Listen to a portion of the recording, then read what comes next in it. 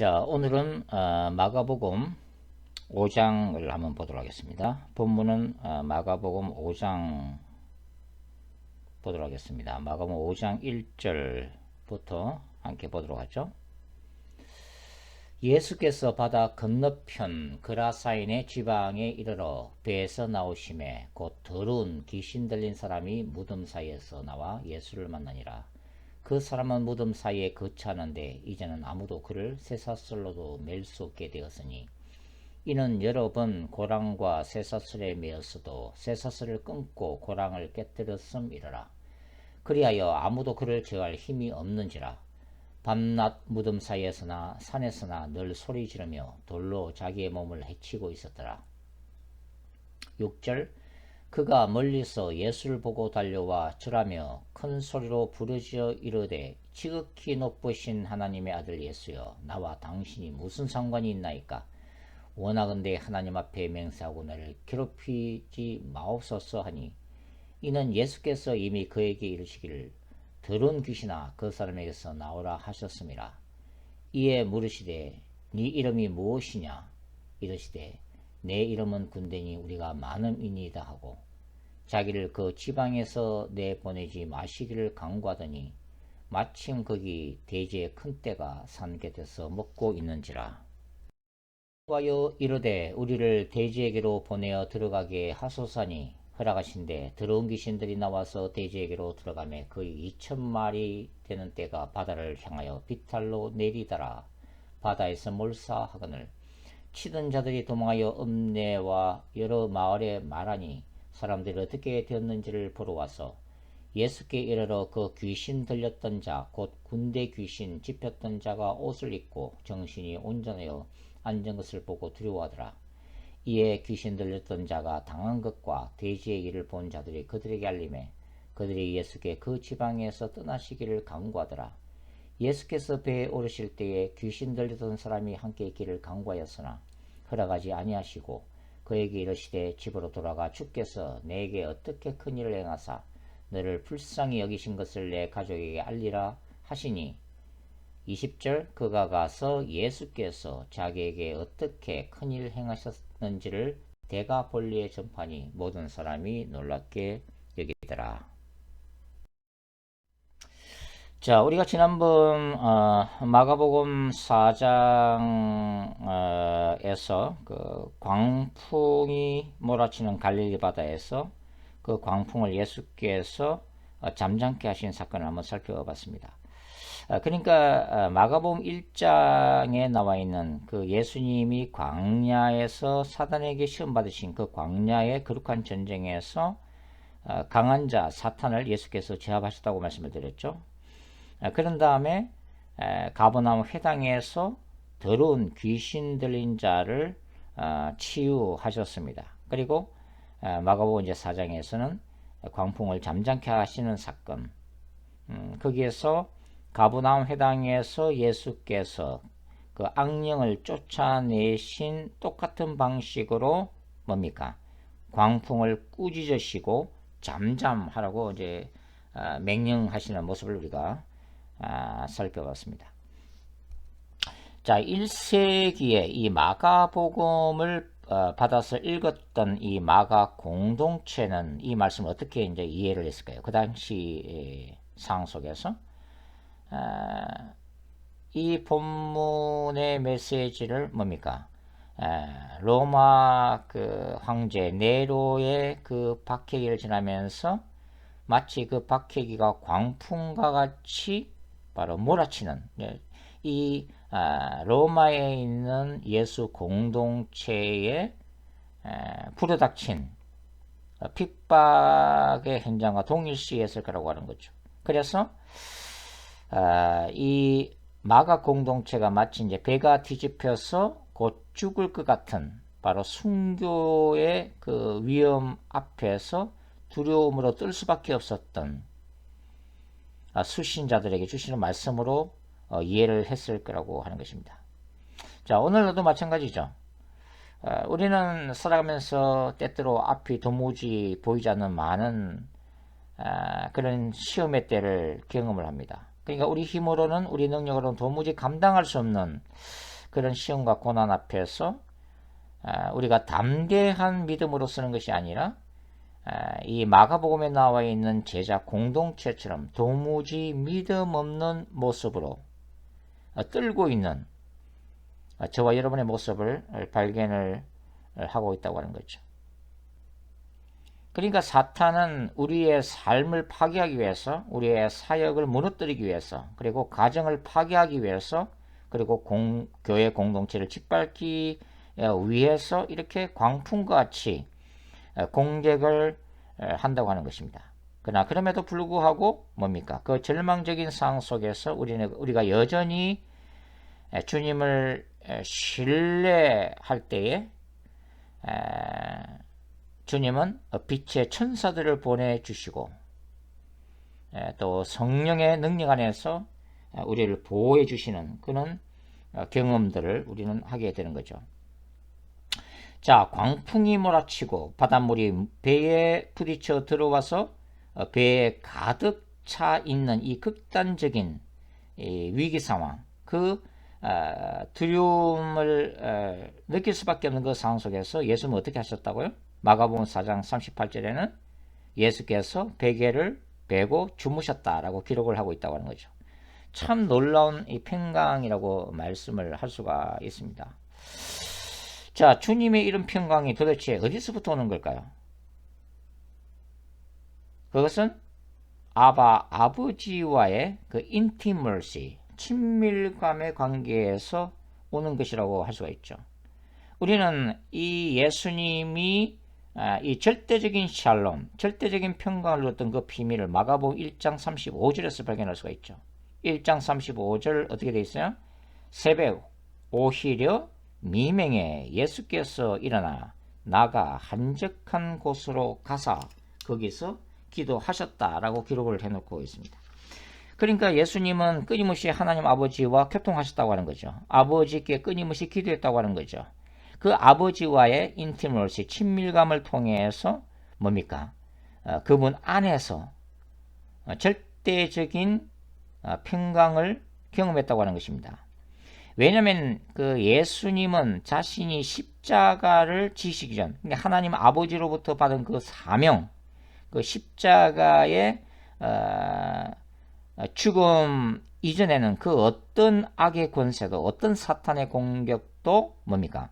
예수님을 트럭 하나 건들 수 없음을 알고 계셨다고 하는 것입니다.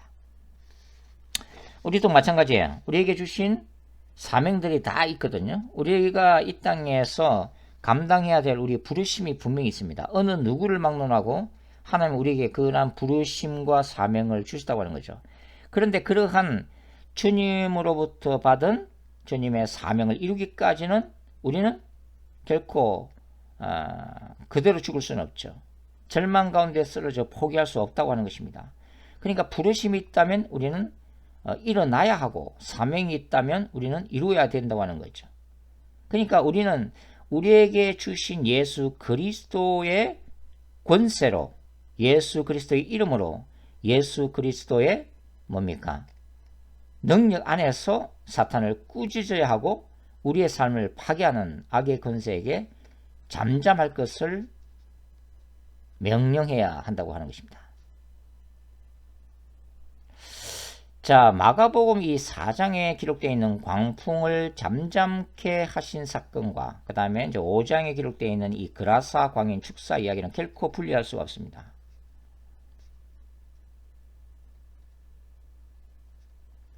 마가복음 4장 35절부터 36절은 어떻게 기록되어 있어요? 한번 읽어볼까요? 그날 저물 때에 제자들에게 이르시되 우리가 저편으로 건너가자 하시니 그들이 무리를 떠나 예수를 배에 계신 그대로 모시고 가매 다른 배들도 함께 했다고 기록을 내놓고 있습니다. 자, 그날이 어떤 날입니까? 마가복음 4장 1절에서 언급한 바로 바닷가의 그 배에서 예수께서 하나님의 나라를 가르치신 바로 그날이죠. 그날. 그러니까 예수님은 배에 올라서 씨 뿌리는 비유를 비롯해서 하나님의 나라에 대해서 설교를 하셨습니다. 그리고 다른 배들은 뭘 얘기하고 있는 거야? 마가복음 4장에 있는 그 다른 배들은 예수님의 설교를 바닷가에서 함께 들었던 바로 청중들이 타고 있었던 배라고 할 수가 있습니다. 자, 예수님은 하루 종일 하나님의 나라에 대해서 설교를 하셨다고 하는 거예요.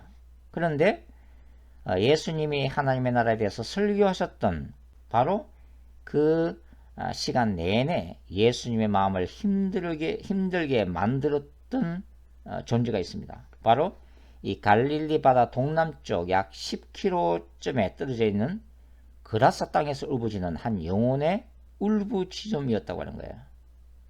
그러니까 갈릴리 바닷가에서 예수님의 설교를 듣고 있었던 제자들과 그 다음에 일반 유대인들이야 이런 사실을 알 수 없었겠지만 하나님의 아들로 오신 전능하신 예수님은 뭘 듣고 계셨다고 하는 거죠? 그 그라사 땅에서 울부짖는 군대 악령에게 고통받는 한 영혼의 울부짖음을 예수님은 그분의 영의 귀로 그 고통소리를 계속 듣고 있었다고 하는 것입니다. 그러니까 하루의 설교 사역이 끝난 그 직후에도 예수님은 결코 제자들과 함께 휴식을 취하실 수가 없었다고 하는 거예요. 날이 저물었음에도 불구하고 예수님은 위험한 밤바다의 여행을 감수하실 수밖에 없었다고 하는 것입니다. 왜냐하면 그분은 그라사 땅으로 건너가셔서 한 영혼을 구원하셔야만 하기 때문이죠. 그러니까 이 처참하게 유린당한 이 한 영혼의 몸을 빌려서 그라사 땅을 지배하고 있었던 군대 악령들은 바로 예수님이 이 갈릴리 바다를 지나서 자신들에게 오고 있다는 사실을 감지하고 필사적으로 반항하기 시작했다고 하는 거죠. 그러면 어떻게 예수님이 길을 막고자 했던 거예요? 그게 바로 갈릴리 바다에 불어 닥쳤던 광풍이라고 하는 거죠. 광풍. 그러니까 우리가 이 눈에 보이는 이 광풍 사건은 뭡니까? 지극히 영적인 영역에서 시작된 영적 전쟁이 눈에 보이는 그 결과로 보여진 거죠. 이게. 자, 구약에서 바다는 뭘 상징하고 있습니까? 바로 악의 상징이죠. 출애굽기 15장에 보시면 모세의 노래가 기록되어 있습니다. 이 모세의 노래는 뭘 찬양하는 거예요? 애굽의 권세적 상징인 홍해 바다를 가르시고 승리케 하신 바로 전쟁하시는 하나님, God at war, 전쟁하시는 야훼에 대한 바로 찬양이죠. 바로 성전가입니다.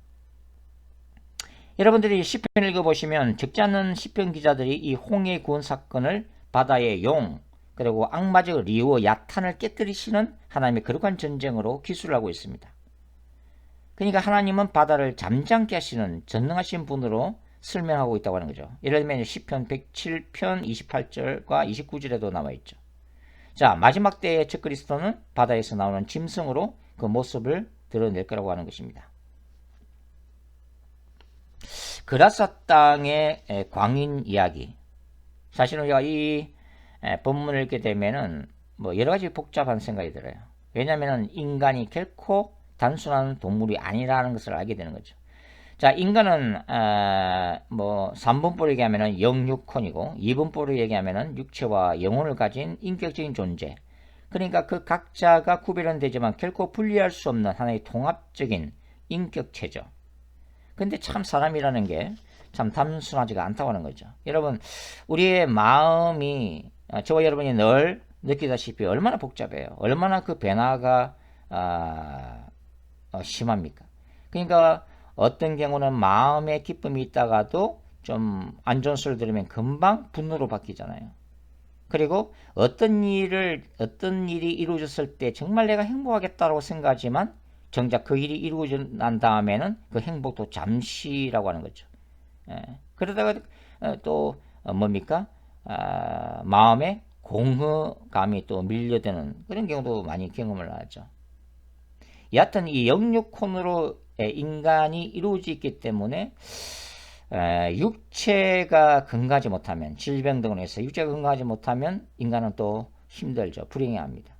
그리고 이 육적인 영역에서 인간의 마음이 상처를 입게 되거나 또 여러 가지 스트레스로 또 정신병에 걸릴 수도 있고 영적인 영역에서는 악령의 지배를 받을 수도 있다고 하는 거죠.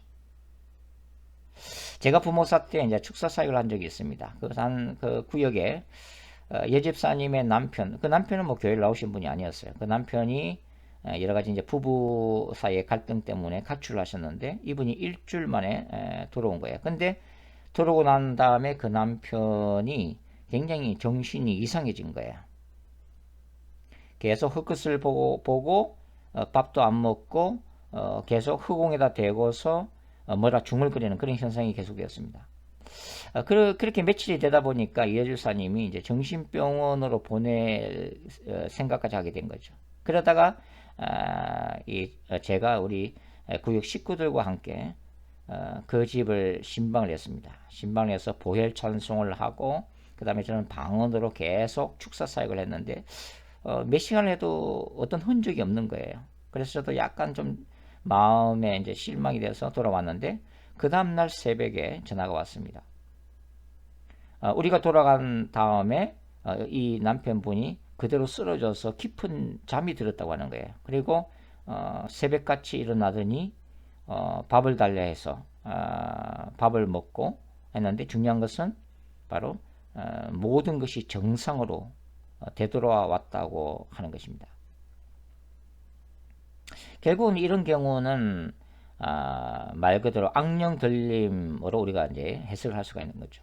그러나 모든 사람들이 다 이 멘탈에 문제가 있었을 때 꼭 악령 들림으로 인했다고는 볼 수가 없는 거죠. 만일 어떤 사람이 마음의 깊은 상처로 인해서 비정상적인 행동을 할 때는 그는 축사한다고 되는 게 아닙니다. 그분은 내적 치유를 받아야 되죠.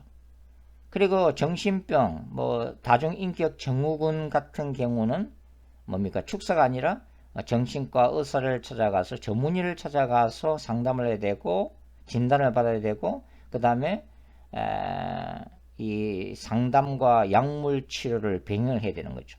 만일 뇌에 어떤 이상이 생겨서 환청이나 환각을 본다면 그거 어떻게 해야 돼요? 그 축사한다고 됩니까? 아니죠. 그때는 수술해야 되는 거죠. 그리고 병원 치료를 해야 된다고 하는 것입니다.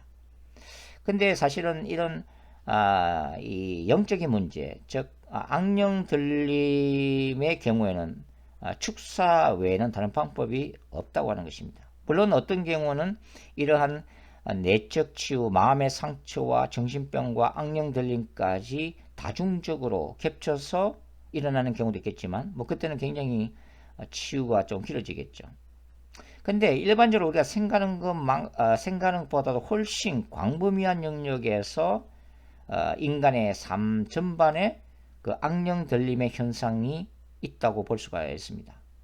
그래서 우리는 이런 케이스들을 잘 분별해서 그때마다 지혜롭게 대처할 필요가 있다고 하는 것입니다. 자, 그라사 땅의 이 광희는 찢기고 고통받는 현대인의 상징으로 볼 수가 있습니다.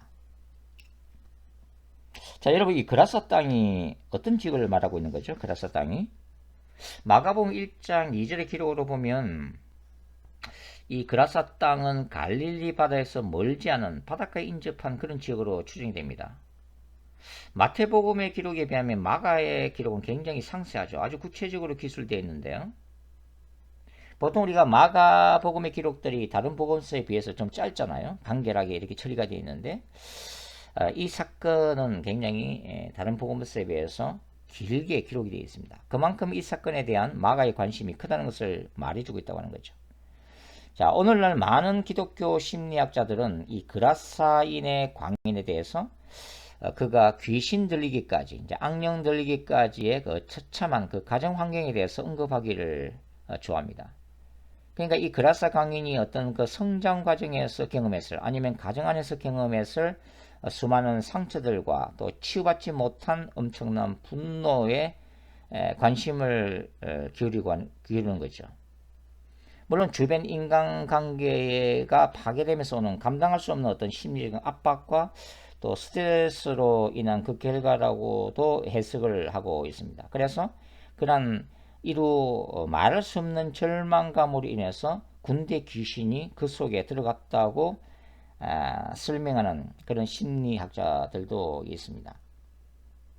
그러니까 가정 안에서의 어떤 문제, 그것은 이제 마가복음 5장 19절의 말씀을 근거로 해서 그렇게 설명하고 있는 거죠. 마가복음 5장 19절 어떻게 되어 있어요? 허락하지 아니하시고 그에게 이르시되 집으로 돌아가 주께서 내게 어떻게 큰일 행하사 너를 불쌍히 여기신 것을 내 가족에게 알리라 하시니. 극심한 스트레스와 압박으로 인한 어떤 문제, 뭐 오늘날에도 뭐 꼭 악령 들릴 뿐만 아니라 그 결과가 자살까지 이제 이어질 수 있다는 것에 대해서는 굉장히 이제 심각하다고 이제 볼 수가 있죠. 특별히 이제 한국에서 이런 자살률이 높은 것으로 유명하잖아요. 작년 9월에 한 통계자를 보니까 그 OECD 그러니까 경제협력개발기구 회원국으로서 한국이 세계 자살률이 몇 위인 것 같아요? 바로 1위입니다. 1위. 그러니까 10대부터 20대 또 30대까지 포함해서 자살률이 최고 높다고 하는 거죠. 그러니까 작년 통계 21년도 통계로 보면 하루 평균 36명이 자살한 걸로 나타나 있습니다. 여러분 한국인들의 사망 그 원인을 분석한 자료를 보면은 1위가 뭔 것 같아요? 암으로 죽는 게 최고 많습니다. 두 번째가 심장질환이고 세 번째가 폐렴, 네 번째가 뇌혈관 질환이고 그 다음에 이제 다섯 번째가 바로 자살입니다. 자살. 자살을 왜 할까요? 젊은 세대들이 그것은 성공해야 된다는 어떤 압박감으로 인한 스트레스가 주를 이루겠죠. 그리고 그로 인해서 어떤 불안감이 자리 잡게 되는 거죠. 그러다가 이제 이 우울증이 되는 겁니다. 우울증.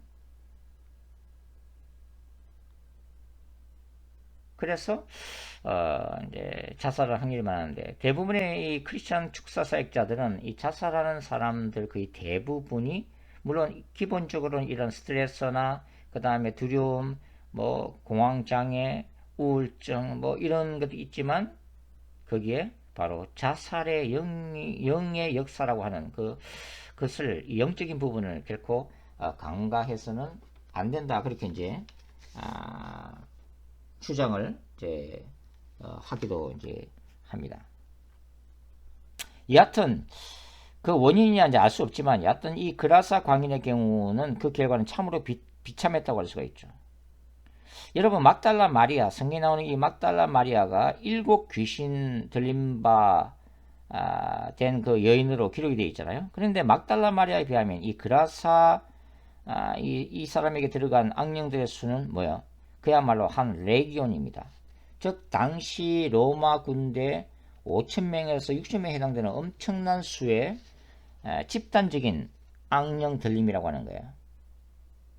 근데 이 마가의 기록으로 보면 이 군대 악령은 단순히 한 사람의 몸에 들어가서 거주하던 개인적 차원이 아니라 그라사 지역 전체를 장악한 이 악마의 군대를 의미했다고 보는 것이 정확하다고 하는 거죠. 자, 예수님께 이 군대 귀신들이 어떻게 애원하는지를 한번 주목해 보십시오. 이렇게 얘기하죠. 이르되 내 이름은 군대니 우리가 많음이니이다 하고 자기를 그 지방에서 내보내지 마시기를 강구하더니라고 되어 있습니다.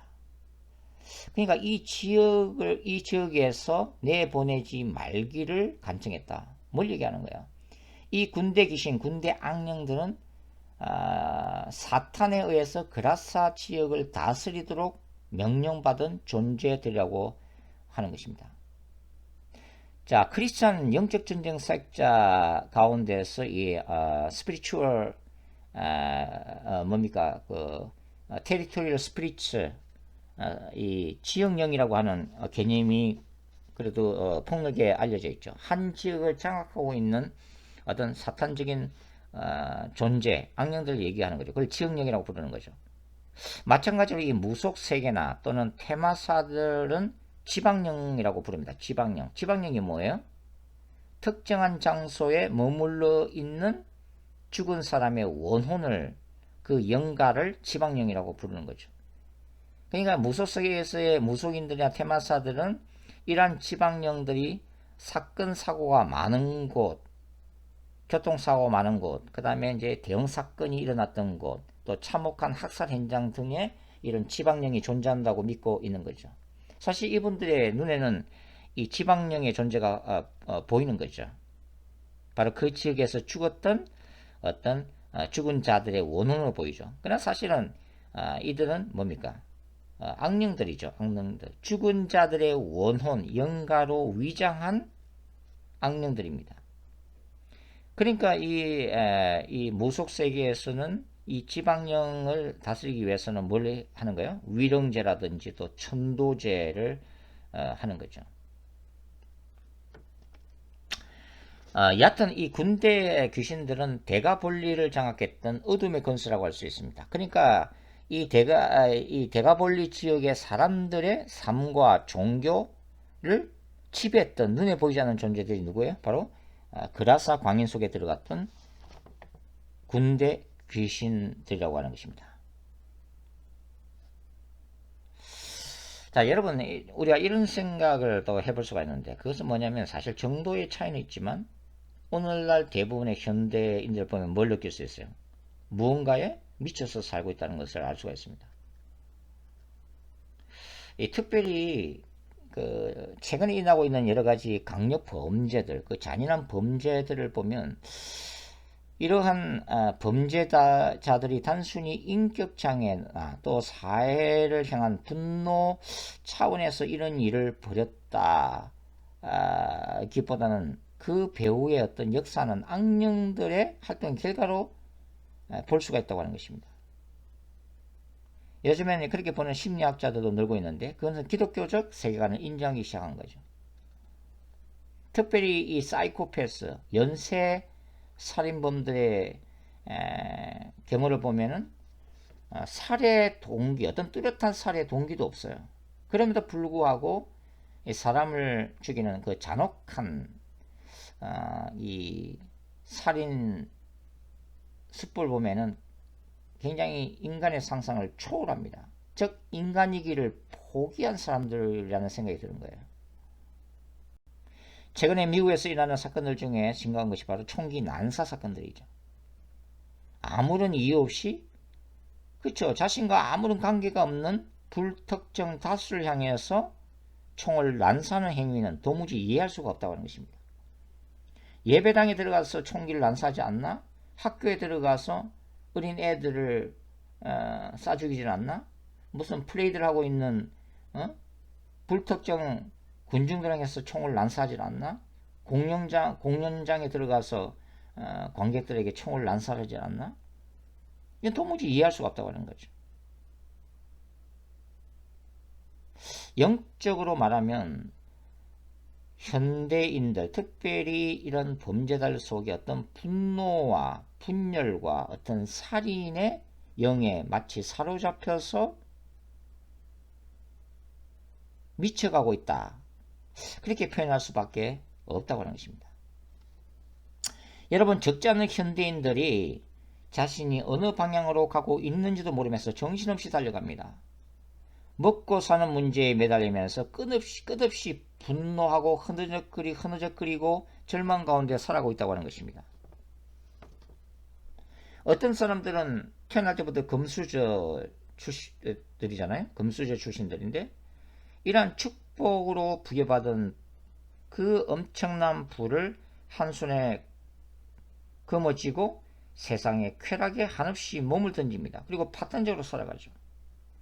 다른 이들은 세상의 신인 사탄에게 영혼을 팔면서까지 스스로 욕망을 향해서 브레이크 없이 달려갑니다. 그러다가 비참하게 생에 종지부를 찍는 거죠.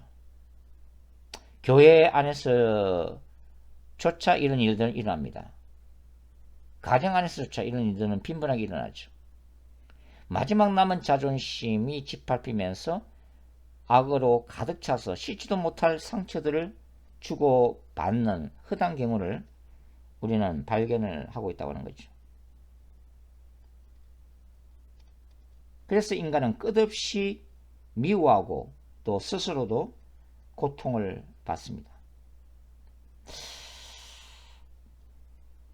여러분, 그라사 이 광인 속에 군대 귀신이 들어간 그 정확한 이유는 알 수가 없습니다.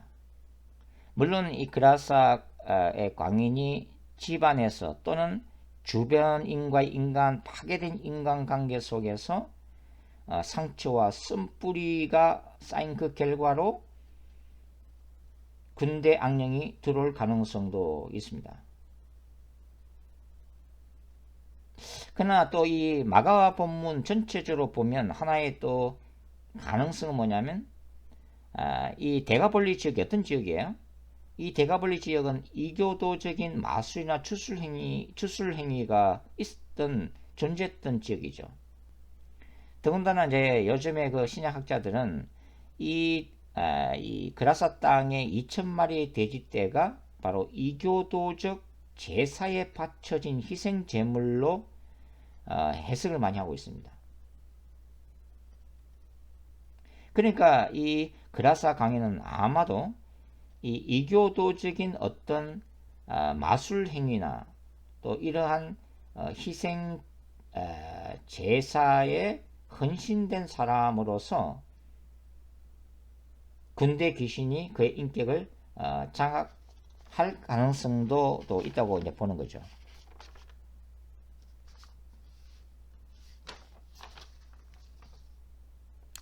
여하튼 이 그라사 광인은 결과적으로 어디서 살고 있어요? 무덤 가운데 거주하고 있었다고 하는 거죠. 그러니까 무덤은 죽음의 권세고 죄의 결과고 절망적 아픔의 슬픈 끝자락이라고 할 수가 있죠. 그러니까 이 그라사인은 가정이나 일반 사회로부터 완전히 분리가 된 상태에서 사탄에게 인격을 유린당한 것입니다. 그리고 자신이 있을 곳이 아니라 엉뚱한 곳에서 무덤에서 평생을 살아가고 있었던 사람이죠. 사람이란 그가 있어야 될 자리에 있는 것이 아름답습니다. 그죠?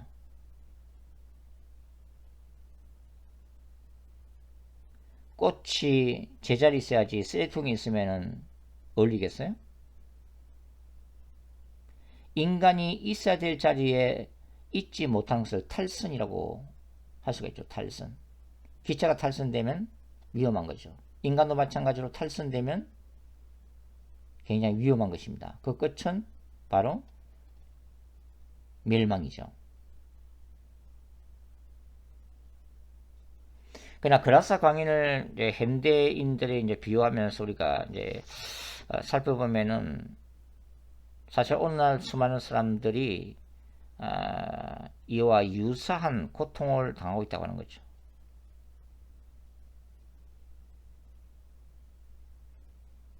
인생도 마음대로 안 되고 가정도 마음대로 안 되고 자녀도 마음대로 되지 않습니다. 사업도 마음대로 되지 않고 어찌 보면은 목회도 사역도 우리의 마음대로 되지 않는 거죠. 그러니까 어떤 이들은 도피구를 밖에서 찾습니다. 어떤 사람들은 그런 돌파구를 건강한 복음적인 상황, 즉 하나님과의 관계 개선이나 기도나 말씀을 통해서 또 건전한 내적 치유를 통해서 해결해 나가는 것이 아니라 바로 술과 섹스와 마약에 의존하는 경우도 많다고 하는 거죠. 결국은 결과적으로는 이런 상들은 더욱더 큰 죄악들과 상대적으로 더 강한 악령들을 내면으로 불러들이는 결과를 낳게 되는 거죠. 그래서 영혼은 피폐해지고 육체는 무너지는 것입니다. 영육혼이 이제 균형이 깨어지는 거죠. 마가복음 5장 5절 다시 한번 읽어보겠습니다. 밤낮 무덤 사이에서나 산에서나 늘 소리 지르며 돌로 자기의 몸을 해치고 있었더라. 사탄은 인간 존재를 파괴하는 것을 좋아하죠. 하나님의 형상으로 지음받은 인간을 파괴하는 것을 좋아합니다. 사탄은 육체적으로 병들게 하고 그 다음에 육적 영역에서 정서와 지성을 마비시키고 마음을 파괴시키고 감정을 비틀리게 만들고 또 인간의 영을 지배하기를 좋아하죠. 자, 예수님은 이 그라사 땅에서 더러운 군대 악령을 맞닥뜨립니다. 예수님은 어떻게 하셨어요? 예수님은 즉각적으로 군대 악령에게 명령하십니다. 그라사 광인으로부터 나올 것을 명령하셨죠. 광풍으로 바다에서 예수님을 공격하다가 패배당한 군대 악령들은 하늘과 땅의 모든 권세를 소유하신 거룩한 전사이신 주님을 대적할 모든 능력을 상실했습니다. 결론적으로는 12절 보면 무적행이 아닌 대지의 큰 떼에게로 들여보내주시기를 간청할 수밖에 없었다는 거죠. 자, 여러분 오늘 이 마가 본문에서 신학적으로 중요한 게 뭐예요? 바로 돼지떼 속에 들어간 군대 귀신들이 바다를 향해서 비탈로 내리다라 바다에서 몰살당하는 장면입니다. 여러분 이 장면은 마가복음 5장에서 굉장히 드라마틱한 장면이죠. 굉장히 극적인 장면입니다. 이 장면을 보면 뭐가 생각나죠? 바로 출애굽기 14장을 연상시키고 있습니다.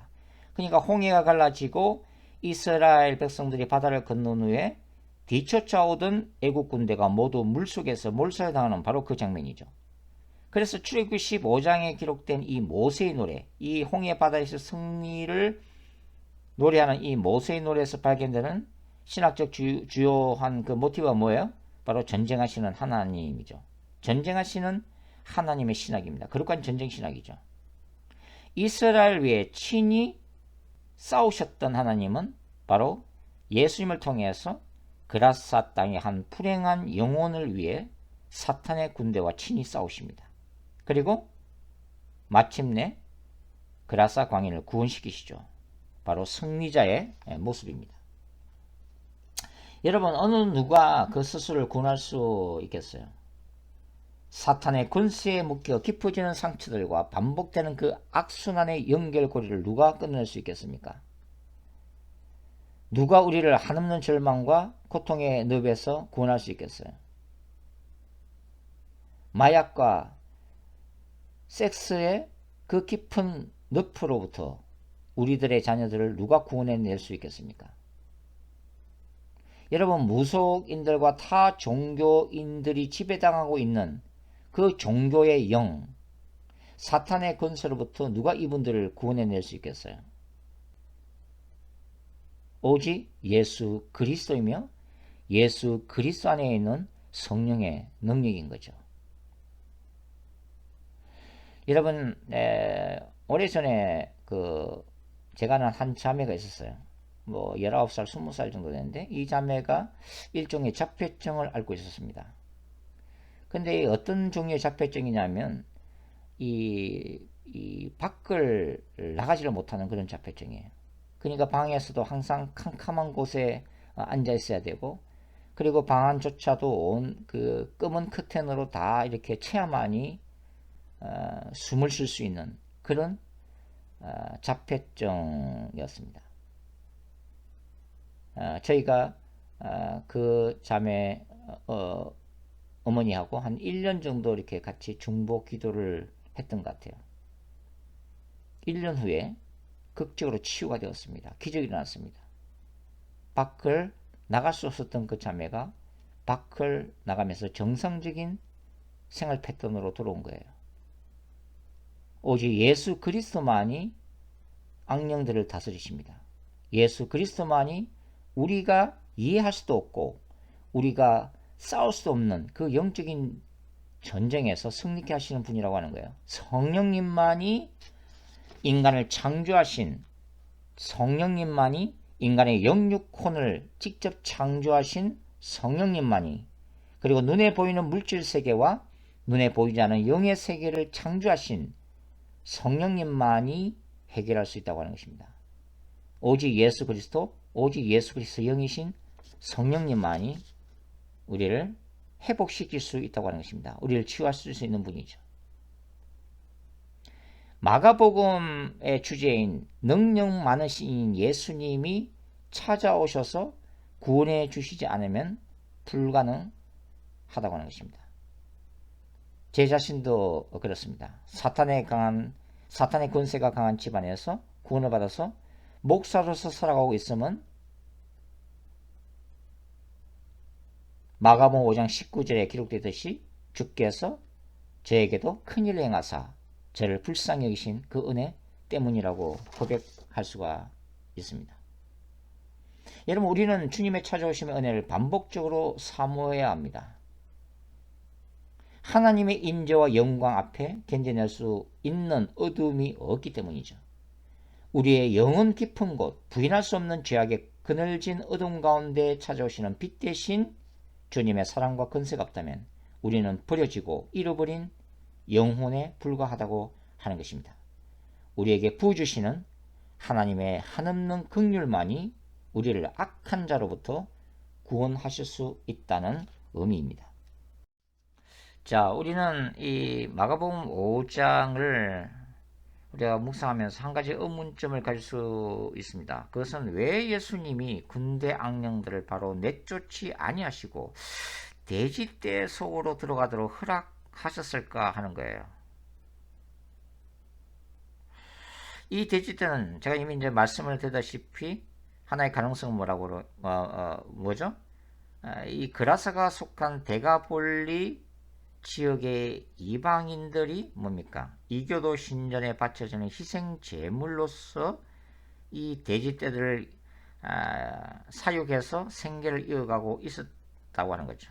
왜냐면은 유대인들은 돼지를 부정한 짐승으로 생각했기 때문에 가까이 하지도 않았기 때문이죠. 자, 그렇다면은 예수님은 지금 그라사 땅에 함께 동행하고 있는 제자들에게 어떤 교훈을 주시고자 했을 거예요. 그것은 사탄의 권세에 붙들린 한 영혼을 위해 기꺼이 치러야 할 그 대가를 가르치시기 원하셨다 하는 것입니다. 그러니까 돼지떼 2,000마리를 희생하더라도 고통당하는 한 영혼의 구원이 그렇게 중요하다고 했다는 것입니다. 문제는 데가볼리 사람들은 이러한 희생을 더 이상 치르기를 원치 않았다 하는 것을 우리가 주목할 필요가 있죠. 그러니까 이들에게는 먹고 사는 문제가 그만큼 더 중요했다고 하는 것입니다.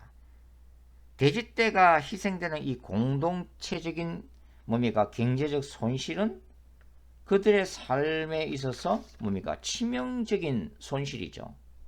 말 그대로 그라사 지역의 경제 파탄을 의미하고 있기 때문입니다. 이분들이 자영업자라면 셧다운 되는 것과 똑같은 거예요. 뱅크럽시 하는 것과 똑같은 것입니다. 그러니까 예수님이 계속 이 땅에 머물러 그 그라사 땅에 머물러 계시면서 이렇게 제2, 제3의 그라사인들을 구원시킨다면 그 결과는 뭐예요? 그라사 지역의 붕괴를 의미했기 때문입니다. 그러니까 이러한 사람들이 구원받는 것만큼 그라사 땅의 경제적 손실도 더 커질 것을 직감한 거죠. 그러니까 예수님이 이 그라사 땅에 계신다고 하는 것은 뭡니까? 군대 귀신들을 포함한 수많은 악령들이 쫓겨나가야 한다는 것을 의미하고 있는 거죠. 그리고 그것은 그라사 지역을 장악한 악의 권세도 사탄의 경관진도 무너짐을 의미했고 그 결과 수많은 영혼들이 더 구원을 받을 수 있다는 것을 의미했지만 그라사 지방의 사람들은 그것을 원치 아니했다고 하는 것입니다. 이분들은 예수님께 뭐라고 그래요? 그 지방에서 떠나주시기를 간청했다라고 마가복음 5장 8절은 기록하고 있습니다. 그러니까 예수 대신 예수의 통치 대신 악령의 통치를 받기를 스스로 선택한 것이라고 볼 수가 있는 거죠. 여러분, 오늘날도 마찬가지 아닙니까? 얼마나 수많은 현대인들이 이와 유사한 선택을 하고 있을까요? 돈과 명예와 권력과 섹스와 쾌락이 덧없다는 것을 희미하게 의식하면서도 결국은 예수님의 복음 대신 거룩함을 택하는 대신 세상의 쾌락을 포기하고 복음 안에서 그 영광을 추구하는 대신 세상의 쾌락을, 세상의 신을 선택하고 추구하고 있다고 하는 것입니다. 세상의 가치관도 사회 구조도 이러한 허상을 부추기 일수인 거죠. 왜냐하면 현대사회는 성공해야 대접받는 사회 아닙니까? 권세가 있고 돈이 있어야 영웅시되는 사회이기 때문이죠. 바로 이러한 의식구조 속에 이미 악과 사탄이 자리 잡고 있다고 하는 것입니다. 한마디로 현대사회는 귀신 들린 사회로 치닫고 있다고 하는 것입니다. 신실한 신자조차도, 기도하는 신자들조차도, 말씀을 읽고 말씀을 붙들고 있는 신자들조차도 그 믿음이 조롱받는 사회, 그리고 그 진리에서 떠나서 세상 속에서 함께 세상적인 행복과 쾌락을 추구하기로 유혹받는 마지막 세상으로 달려가고 있다고 하는 것입니다. 여러분, 마가 이야기는 그 옛날 예수님 당시에 일어났던 추억 어린 빛바랜 옛 이야기가 결코 아닙니다. 이 사건은 오늘 우리의 삶에 반복적으로 일어난 사건이에요. 철로 역정의 저자 존 번연이 표현한 대로 천성을 향해 걸어가는 크리스천들의 앞길에 나타나는 영적인 장애물들입니다. 따라서 우리는 인생의 광풍을 만날 때마다, 우리의 삶과 사역 전체를 파괴시키는 악의 힘을 직면할 때마다 우리는 늘 기억해야만 합니다. 바로 광풍을 잠잠케 하시는 하나님의 아들 예수님을 의지해야 한다고 하는 거죠. 거룩한 전사이신 예수님의 능력을 신뢰해야 한다고 하는 것입니다. 우리 삶과 사회 역사는 사탄의 갱관진을 깨뜨리고 그 사탄의 쇠사슬로부터, 굴레로부터 해방시키시는 성령의 역사를 사모하며 나아가야 된다고 하는 거예요.